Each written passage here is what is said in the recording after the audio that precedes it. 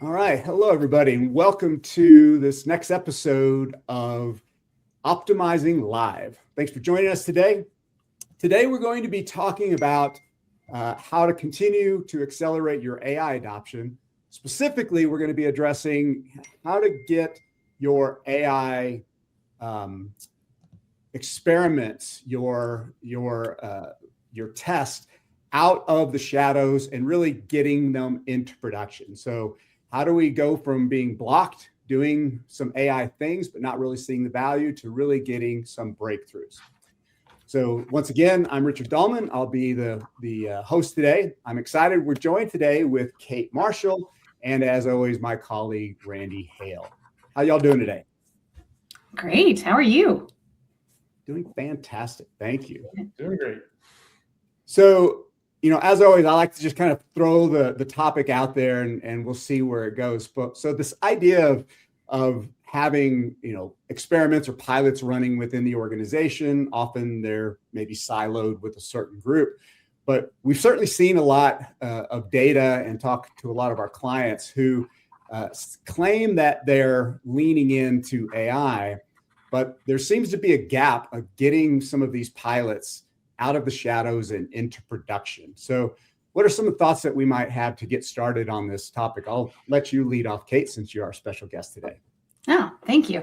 When I look at those kinds of projects, the thing that stalls, in my opinion, the most is what are the risks and being able to prove that the risks are low. So there are conversations around what kind of ROI is it going to bring? What kind of problems are we solving? But the biggest fear around bringing them out to market and making them available is, are we risking our brand? Are we risking our internal infrastructure and our systems? Are we risking our customers' PII?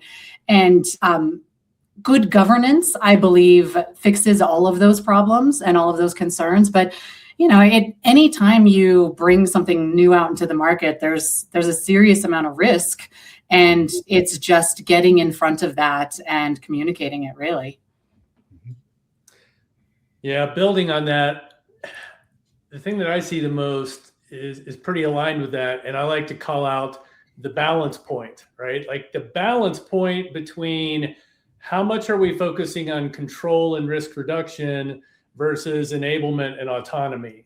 And often AI governance tends more towards the control and risk reduction, sometimes at the cost of being innovative, being able to get new capabilities to market faster. And that's where, Kate, I love a lot of your positioning and, some of your stance on governance, right? Like the 3 non-negotiables that I'm sure we'll touch on at some point. But I think that's really the big question leaders need to wrestle with and get it pinned down is, what are we optimizing for? And is it the right balance? And if we're not there, how do we improve that balance? Yeah, no, that's such a good point as well. And from the security background, there is always this running joke of how is my computer most secure? And it's well, it's turned off and it's at the bottom of the ocean. Nobody's touching it, but that's not helpful to anybody, And so when you think about the people that are, bringing the fear, and they are bringing in, all of the rules and the regulations and the stops. I mean, it's your IT people, it's your legal departments, but they're not the ones that have to answer for the revenue or, thinking bigger or going further faster. And so it's just this melting pot of people really needing to understand what the goals are and, having those risks measured on low risk, high, medium, and just getting your tolerances right. But spot on. Absolutely. Yeah. And, this is not just a hypothetical argument. I was looking at the MIT State of AI Business Report for 2025, and of the companies surveyed that said they were leaning into AI, only 20% say that they've reached pilot point. So that tells me that a lot of them are just stuck in kind of either arguing or debating either the efficacy of doing this and or the risks. And I'm guessing that risk constraint for a lot of organizations is really daunting. They just sometimes maybe see it as too high of a barrier. That same report said that only 5% of the companies surveyed say that they've got something actually in production. So that's not a very significant number at this stage. And I would think there's an interesting dynamic probably playing out in a lot of organizations of, do we have to have everything accounted for from a risk perspective, from a governance perspective, before we even allow some experimentation or some pilot, much less, dealing with that constraint to get it into production. Yeah, absolutely. Looking at organizations that I work with and just in the space, I think many of them are challenged with I call it the Goldilocks problem of you either have not nearly enough governance and things stall, or you have way too much governance. People can't move anything and it stalls. And so really it's finding that balance of, how can you have a clear leadership manifesto, and, are your policies visible, and the role-based guidance on things that you can do, and just ways to keep security and risk in the conversation, but actually being able to move and getting unstuck, I think is that really sweet spot of, that perfect governance. Mm-hmm. Yeah, I like to describe it as good governance isn't about control so much as it's about creating clarity so that people can move fast without being afraid and just, deer in the headlights. Yeah. I mean, that's a good call out, Randy. I mean, in my experience, having worked with countless organizations over the years, in most kind of typical, I'll say, brick and mortar organizations, governance is often viewed as a stage gate, right, or a control factor rather than as an enabler. And I think that's a really critical distinction or an adaptation that organizations need to understand in this new AI age, because standing still is not going to be an option for company. You can't just sit and wait for everything to be perfectly aligned. And so how can those that are responsible for governance, those that are responsible for risk management, kind of shift into that more enabler, give us some safe boundaries so that we can move forward type of a mindset? Yeah, I absolutely agree with that. And I think that is one of the major shifts that we're seeing this year, that it's not about control. It is about being more open and accessible and having that open communication and that transparency. So when we're talking about your AI policy, like, can your people even find it?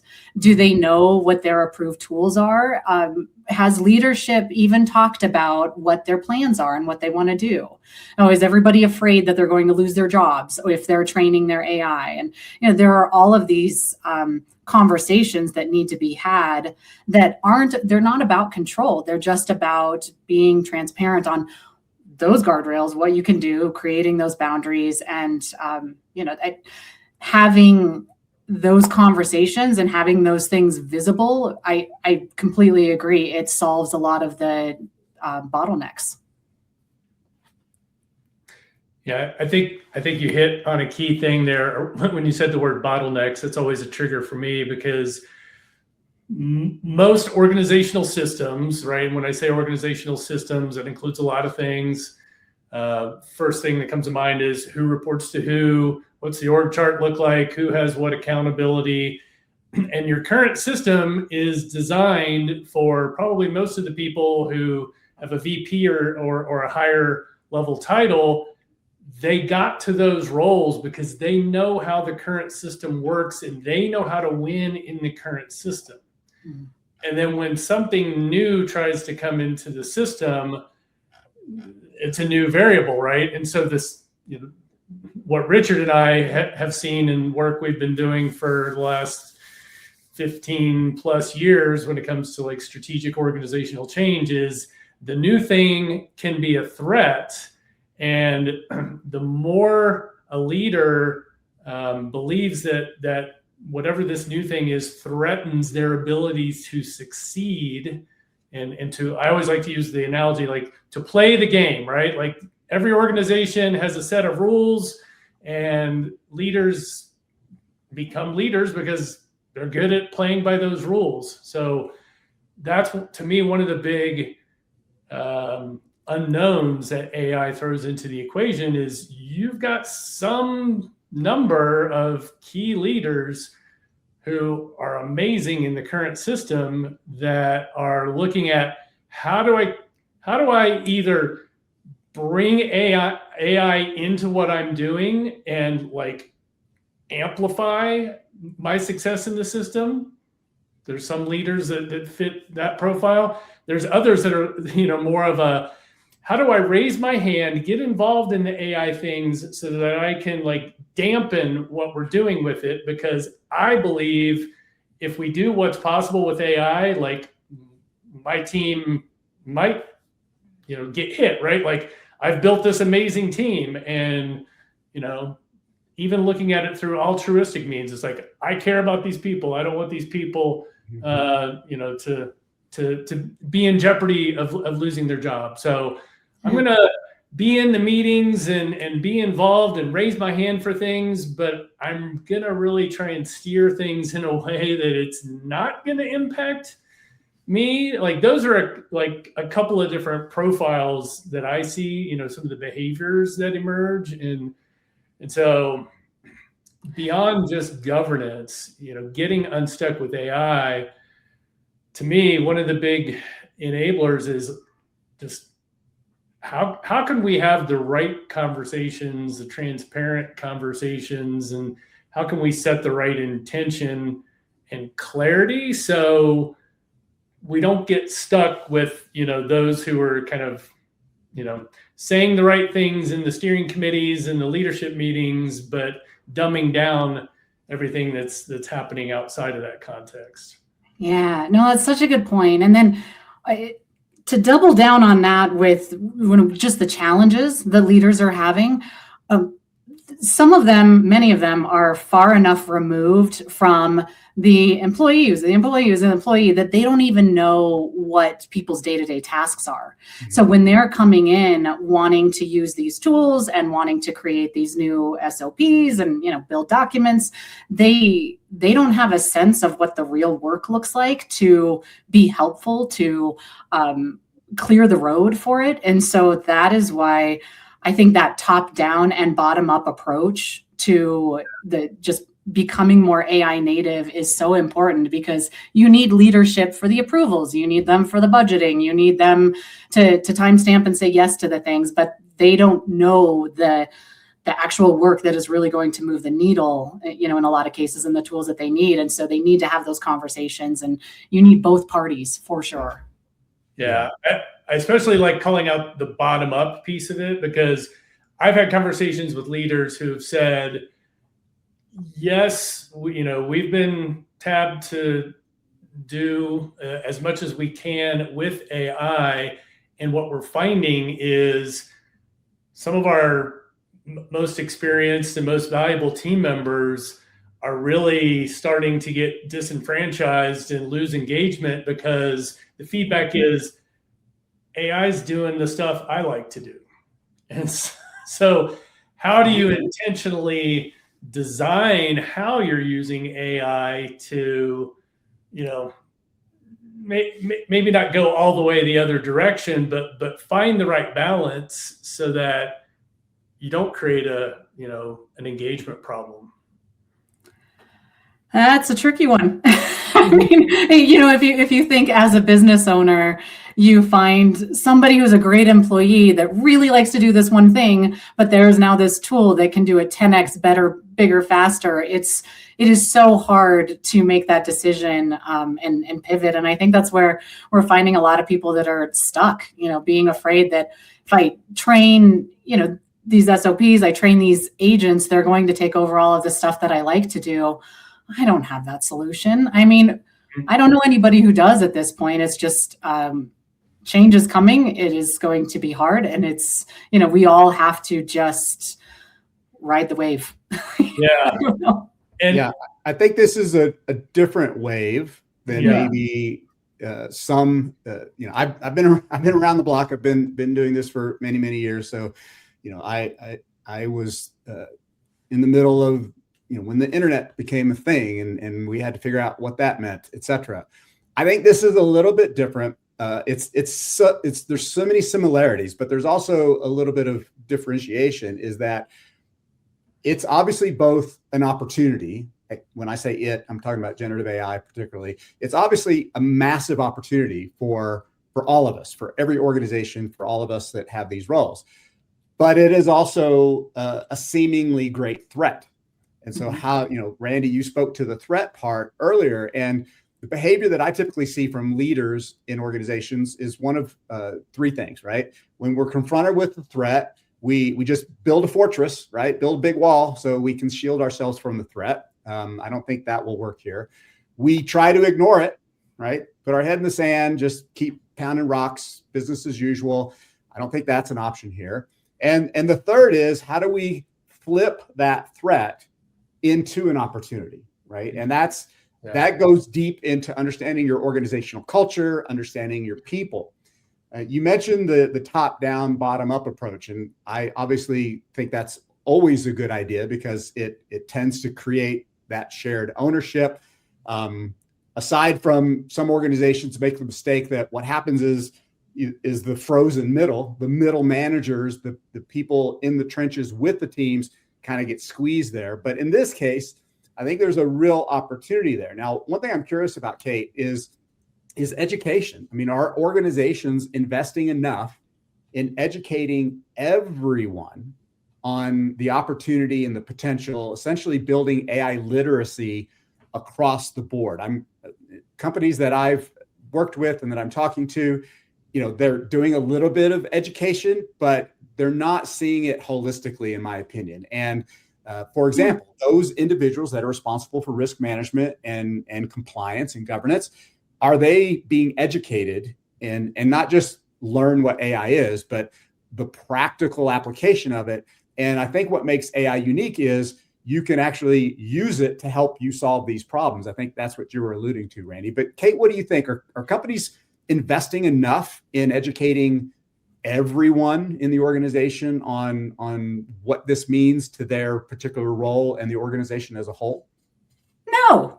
No, not at all. And I come from a training background and believe firmly in, training your people and making sure that you support them as they go through. But I see the biggest challenge as, okay, what training?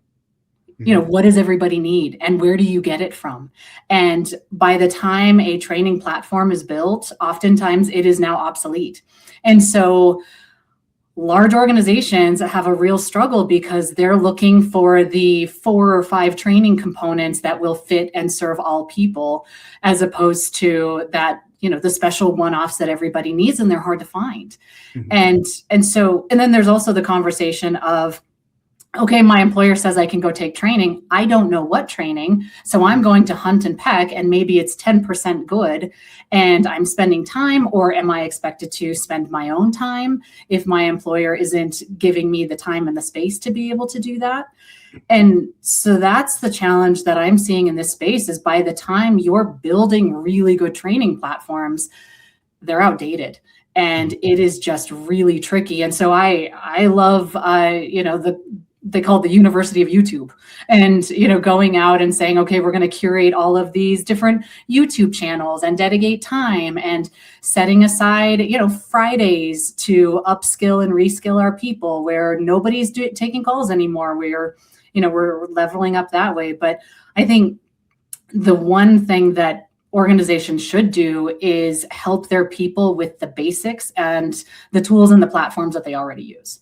So my hope is that everybody, all organizations now, have access to an enterprise or business or Teams LLM.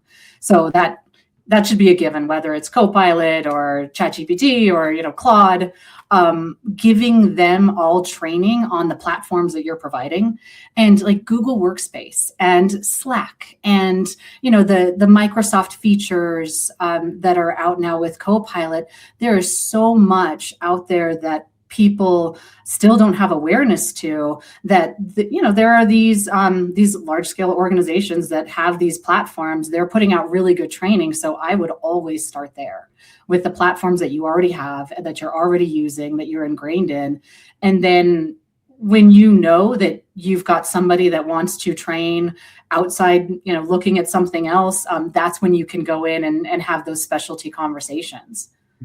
And I love that there are certain organizations that build it into their benefits package, and they'll say, no questions asked. You can, spend $500 a year on AI technical training and just, submit it with your monthly expenses. And there are some really great ways to do it, but the biggest challenge is figuring out what training they need right now, and it's tough. Yeah, kind of building on that, I'm going back to a conversation I had a few months ago with a mid-level leader who was sort of sharing their challenges and some of the problems that they were trying to solve and trying to figure out how AI could really help them. And we kind of created a strategy for how, where, like what kinds of use cases. And the challenge always in that kind of a conversation is you've got this strategic overview now of like end to end. I understand my use cases. I understand what are the inputs, what are the outputs, how am I going to use AI?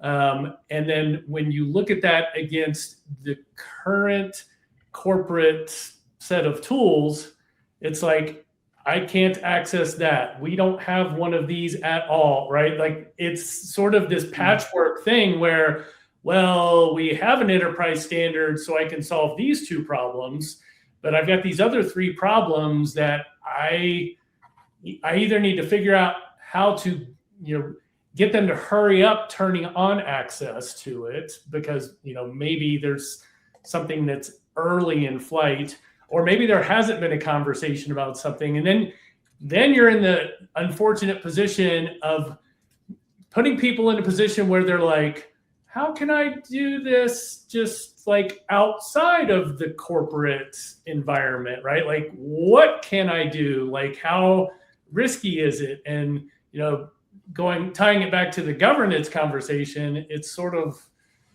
it's this catch-22 of like, are you moving fast enough from a tooling and enablement and access perspective? Because if you're not, you might be creating like this equal but opposite risk because somebody's like, screw it, I'm going to download it and I'm going to do my own thing over here off on the side. And it's like, no, like we really don't want you to do that. But like, that there's some degree of that happening out there.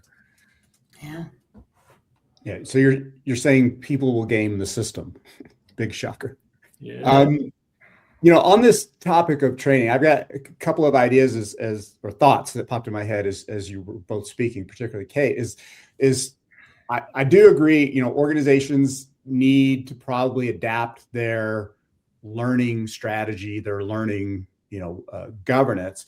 And you hit on a couple of things. So one of the things that I see happening, but I don't think it's translating into value organizationally, is we can all go off and get some training, whether it's YouTube or something else. The question is, how do we bring that individual learning into the group, into the organization? So I went and did this workshop. I watched this video. I did this webinar. How do I share that learning with you? And conversely, how do you share your learning with me?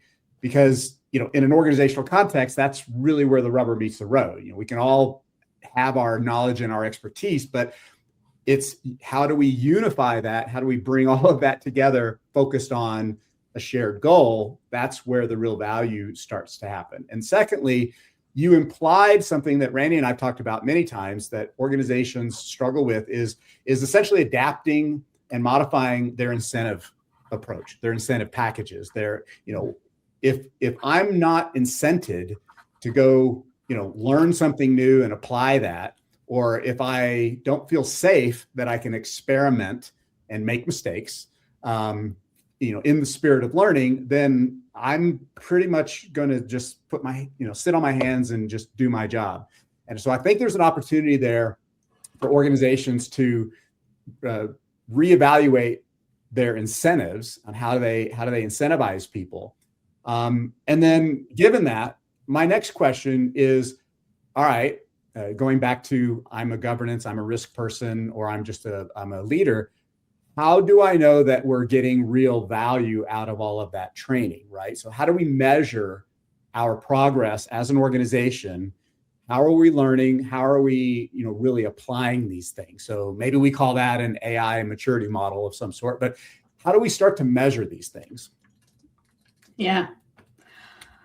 Well, let me just make one comment on the first thing that you were talking about first. So there are two things that I've seen that work really well when you're doing the internal training on your own, and how do you communicate that to other people? And it's building out either show and tells, workshops, or hackathons.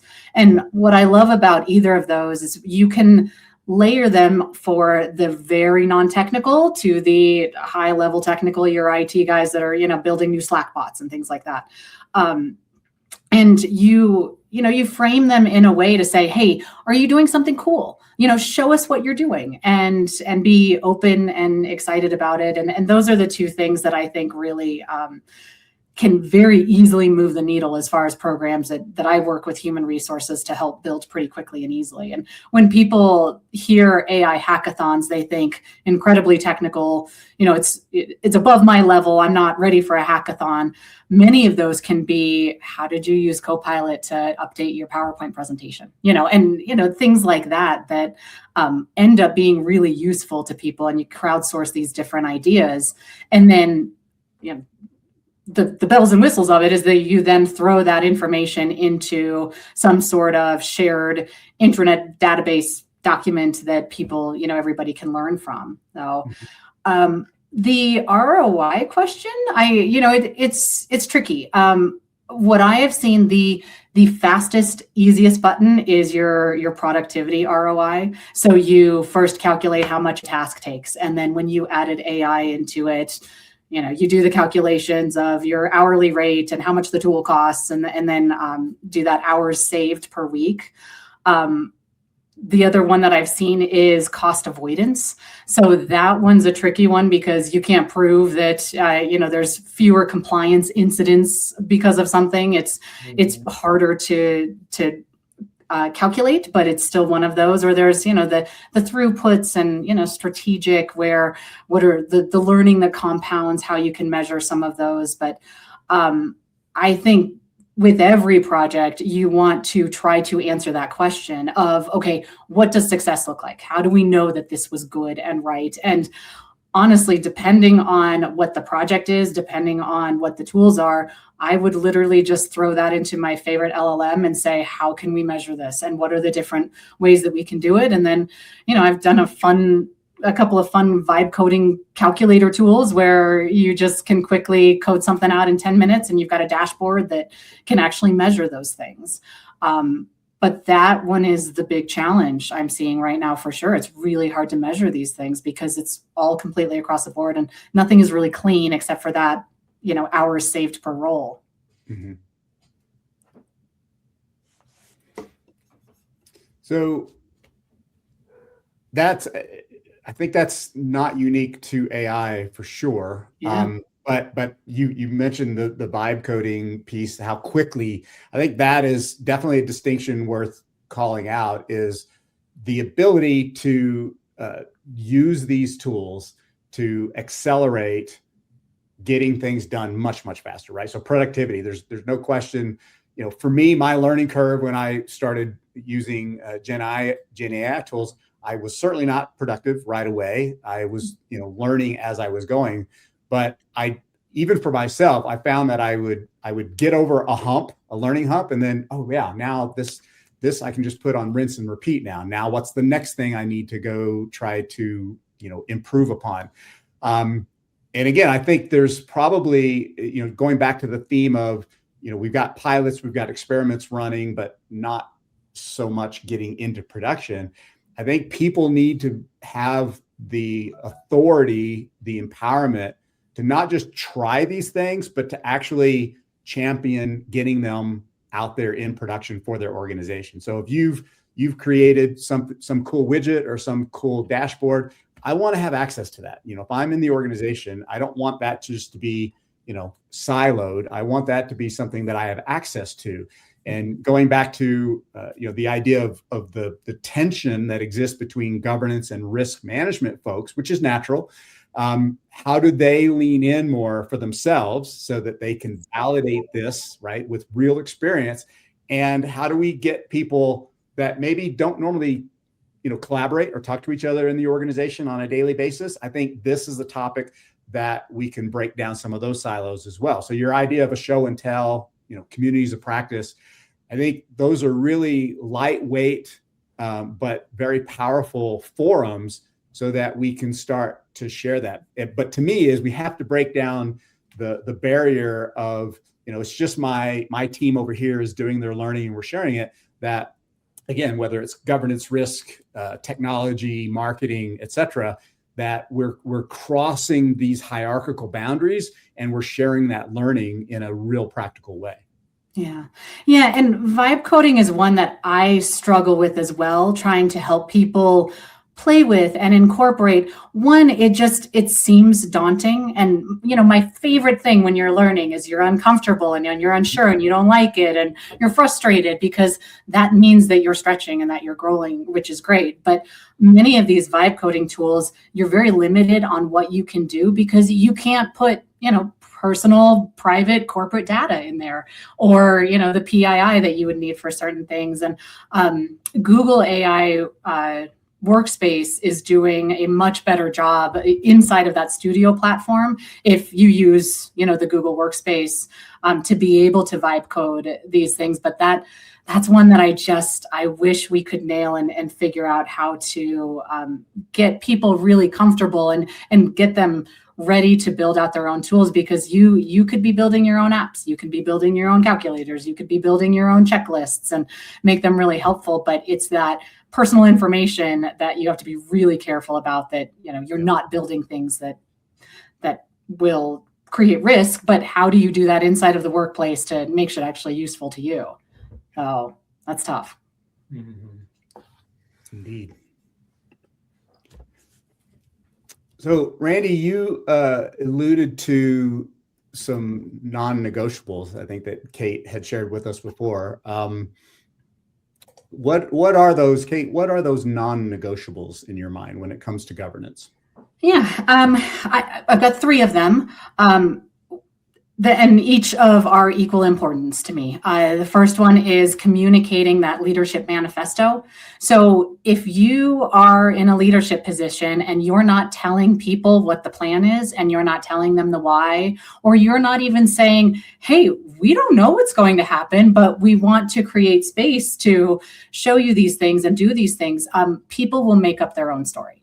And so they'll, good or bad. And it will be, well, they want to do this because they want to, cut costs and they want to reduce overhead and, all of the things. And so if you can communicate what the plan is, what you're trying to do, what you're trying to build, where you're trying to go, that is vital to actually creating that transparency within your organization. And then the second one are those baseline policies and those approved lists of tools.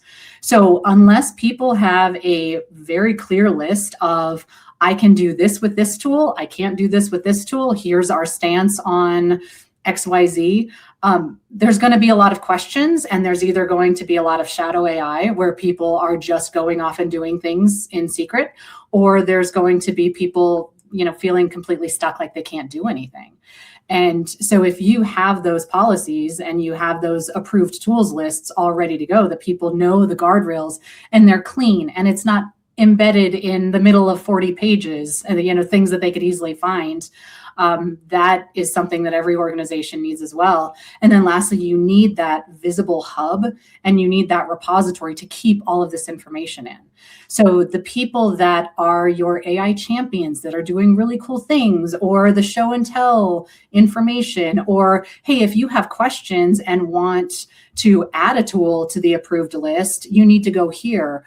You need to have all of that organized into one hub. And that can be as easy as a Slack channel that's got a document, pinned at the top, or it can be a SharePoint file, or, just something that everybody knows where it is. They have access to it at all times and it's easy to find.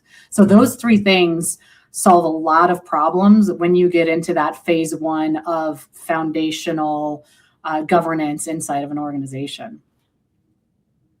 Those are my three tap. So when you characterize them as non-negotiables, Yeah. I get that, but so how do we then negotiate within each of those so that there's some level of shared ownership? And what I mean by that is, again, in my experience working with governance risk management folks, it's not intentional, but the unintended consequence of that tension is one side has to get their way and the other side feels slighted or whatever that result is going to be. And so when I'm hearing you describe the non-negotiables, it sounds like there's an embedded need to make sure that there's we're getting everybody to the table to make these decisions, and there's some shared ownership behind that. Yeah. So last year you saw an influx of task forces and these groups coming together. But I think when it comes to governance, those are incredibly important, but you need like the leadership stakeholder alignment.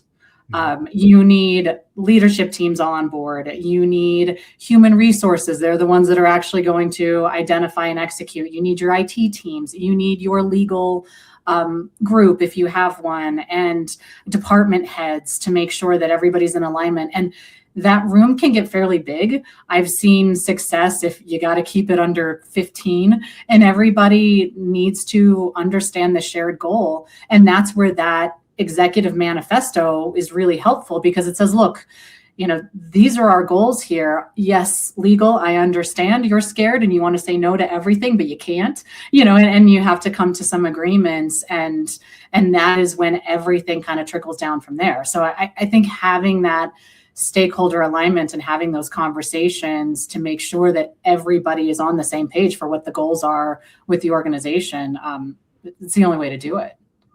Yeah, and building on that, you brought up a great example, and this is one of the things that we talk a lot about in terms of organizational operating system.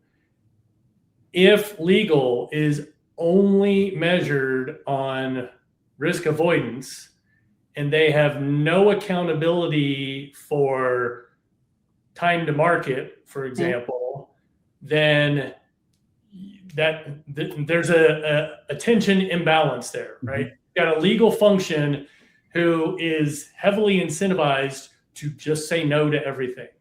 And so looking at how are we balancing out the measures, and sure, maybe it's a 60 to 70% leaning towards risk reduction, but it's kind of like their functional balanced scorecard, if you will, should absolutely have some element of time to market, innovation, customer sat, right? Like some of those things to make sure that, we're not creating more of a bottleneck because of, that dynamic. That's something in the system that, whomever it is that has control over those things, that's a lever they can pull. Yeah, completely. Yeah, I mean, that's another example, Randy, of revisiting and adapting our incentive structure, right? So what are we incentivized by? And if I'm incentivized by, maintaining the status quo and putting stage gates up, in the spirit of risk management, et cetera, then that's exactly what I'll keep doing. If I also, you raised an interesting perspective. If I also have a responsibility and an incentive to streamline those stage gates so that we can optimize our delivery, then that completely changes my mindset and the way I'm going to engage my peers within the organization. But this is something I learned a long time ago, in my so-called agile transformation days of, if we just stiff arm folks and defend our turf, then we don't learn together, we don't grow together, and we're sub-optimizing, our operating model. And that's not always explicit and right in front of us. So we have to, I think, kind of bake that into this. And I do think, again, the thing that makes generative AI unique, in my experience, is we can actually leverage it to help us solve some of these questions and help us improve how we collaborate together. And at the end of the day, I think I'm going to see a pattern. I think we're going to continue to see a pattern where there's a lot of activity going on in the organization. Not all of it is coherent. Not all of it makes sense. And I think that kind of brings us back to how do we make sure that our incentives and in our motivations to get people trained and educated and applying these things in real time. How do we, have literacy, AI literacy across the organization? And then again, how do we measure that? How are we going to, objectively look at ourselves as an organization and be confident that we're doing the right things? Because the pace of change, Kate, you alluded to it earlier. If you're building a platform for your training organization right now, and if you're using traditional ways of doing that, by the time you get that platform launched, something has shifted, and you're now having to immediately start to retool that. So I think the pace of AI is going to force a lot of organizational hands. Yeah, and I think the answer to that question of, what do we do? How do we do this? It unfortunately is different for every organization and every goal that they have. But I think the big answer for all of those is you have to prioritize it. Mm-hmm. You have to make it a priority. You have to create the space. You have to put a little budget into it. You have to make sure that the employees are aligned, give them time to learn, and just make it one of your top priorities. Because, now that we're bringing agents into the workforce, it's only going to get messier here, especially 2026. And the key to what Kate just said is, if you have to be clear and have to say yes to those things, you also have to be clear what you're saying no to make room for that. Yeah. Okay. Great conversation. So as we get ready to wrap up here, give you both an opportunity to kind of give us a final, impactful point, or share, Kate, if you'd like to share some information about yourself, how people can find you online, that'd be great. Yeah, of course. I think the one thing that I have completely changed my mind on is how governance is going to help us get through this next phase. It's going through a rebrand. It previously was control, boring, bad, and now I look at it as, I think governance is really cool, and I think it is really helpful, and I think that it is the one thing that is going to move the needle to bring us to the next phase. And so that's what I'm focused on. And I do fractional work for my company called The Gray. And what I do is I work with executives and leaders and human resources teams, and really just take the burden of the AI training off of the organization and help them understand how to either learn it for themselves or help them understand how to support their teams doing that. And I do have some resources on my website. I built a governance checklist that I think is really helpful, where you can just in 5 minutes go through and look at where you're at in that phase of governance, and give some ideas, hopefully, of things that you could improve on, or just see where you're at matched with others. And all of that is on my website, The Gray. No, and it's spelled funny, so is there a place where I can put it in the comments? Yes. We can see it in your name tag on there. So The Gray, GRAI. Is that right? Yeah. Yeah. Awesome. The marketer in me thought that was really cool, but it doesn't translate well when you're trying to communicate it. Yeah, I like it. Randy, what are your closing thoughts? Yeah, for us at Optimizing for Impact, we're all about what our name says. We work with leadership teams, work with organizations who desire a future state in the not too distant future that has performance improvements organizationally.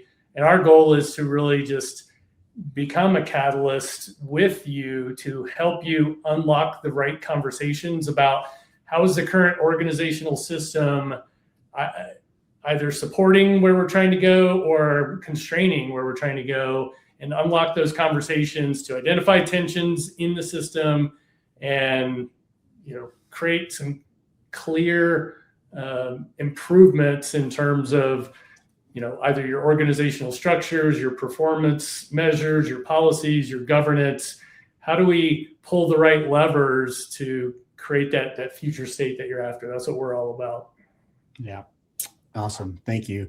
Well, thank you both. My final closing comment will be, essentially, I like what you said, Kate. Hey, governance. If you're in a role of governance or risk management or legal, right?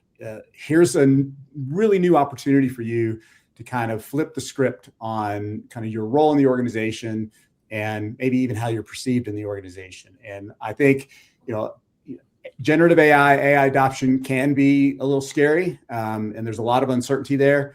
But whether you're responsible for governance, strategy, transformation, execution, et cetera, I encourage you to lean in and roll up your sleeves and learn what this means to you in your role, and more importantly, what this means to your organization, and work with your colleagues to make things happen so that your organization can thrive. So once again, thank you both for a very engaging conversation today. And thank you all for joining our latest episode of Optimizing Live. Thanks, everybody. Thanks so much. Kate. Yeah, thanks.